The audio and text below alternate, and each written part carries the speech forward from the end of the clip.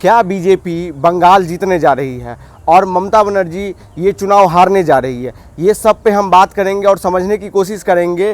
बंगाल का चुनाव ख़त्म हो गया है और कौन सी पार्टी का पलड़ा भारी है, बीजेपी वहाँ जीत रही है या टीएमसी फिर से तीसरी बार बाजी मारेगी और ममता बनर्जी का जो जन कल्याण जो भी उनका एक स्कीम चल रहा है उनका प्रभाव रहेगा, मुस्लिम वोट पे उनका एक तरफा पकड़ रहेगा और जो लेफ्ट सोच के विचार से हैं या जो आरएसएस भाजपा का विरोध करते हैं उनको अपने तरफ अपने कुनबा में रख पाएँ या नहीं रख पाएँ, इस सब पे हम लोग चर्चा करेंगे और जानने का कोशिश करेंगे कि ये चुनाव कौन जीत रहे हैं। तो नमस्कार, मेरा स्वीकार कीजिए, मेरा नाम युवराज सिंह बादल है, आप देख रहे हैं थर्ड एम्पायर बिहार।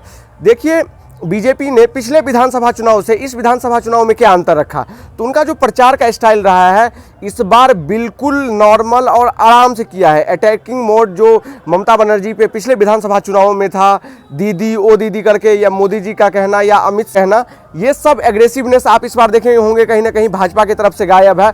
भाजपा ने एक मॉडल को अपनाया, आराम से प्रचार करना है, लोगों के बीच में इनबिल्ट करना है, लोगों को समझाना है और 10 साल में इनकम्बेंसी क्या क्या हुआ है, क्या ममता बनर्जी डिलीवर नहीं कर पाई है, उस पर बात करना है। और भाजपा का जो कोर एक चीज़ रहता है जो कहीं ना कहीं हिंदू खतरे में है, इस नैरेटिव को आगे रखा। और भाजपा का एक नया चीज़ जो देखने को मिला, भाजपा ने जैसे ऐसा माना जाता है कि जो हिंदू को सपोर्ट करते हैं, हिंदू की बात करते हैं, वो मांसाहार की तरफ यानी नॉन वेजिटेरियन की तरफ उनका रुझान नहीं रहता है। तो ममता बनर्जी ने डराने का कोशिश किया कि भाजपा आएगी तो जितने भी मछली का दुकान है, मीट का दुकान है, जहाँ पे चिकन मिलता है, मटन मिलती है, जो बकरी या खस्सी का मीट कहते हैं, ये सब बंद कर देगी। तो भाजपा ने एग्रेसिव तरीके से और बहुत यूनिक स्टाइल से उसको कंडेम्ड करा, उसका विरोध किया। आपको बता दें, बंगाल के अंदर, कोलकाता के अंदर एक बीजेपी के ऐसे प्रत्याशी भी थे जो मछली लेके हाथ में घूम रहे थे और बता रहे थे कि हम लोग मांसाहार के सपोर्टर हैं। तो इस तरह की चीज़ करने की कोशिश की और भाजपा ने इस बार बहुत सॉफ्ट तरीके से प्रचार किया है, कोई एग्रेसिवनेस नहीं था किसी भी तरह का, एकदम आराम से। और ऐसा लग रहा था कि उनको कोई जल्दबाजी नहीं है, फ्रस्ट्रेशन नहीं है।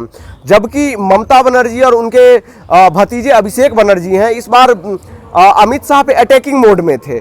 तो कहीं ना कहीं ये चीज़ एक दिख रहा था कि टीएमसी कहीं ना कहीं घबराई हुई है, बीजेपी से डर गई हुई है। वो कहते हैं ना कि जब आपका दुश्मन दहाड़ रहा है तो आप बहुत ज़्यादा सतर्क रहते हैं, मगर आपका दुश्मन जब नहीं दहाड़ रहा है तब आपको ज़्यादा सतर्क रहने की कोशिश करनी चाहिए। यही काम अभिषेक बनर्जी कर रहे थे और अमित शाह को तो उन्होंने धमकी तक दे दिया है कि 4 तारीख के बाद 12 बजे के बाद आपको हम बताएंगे।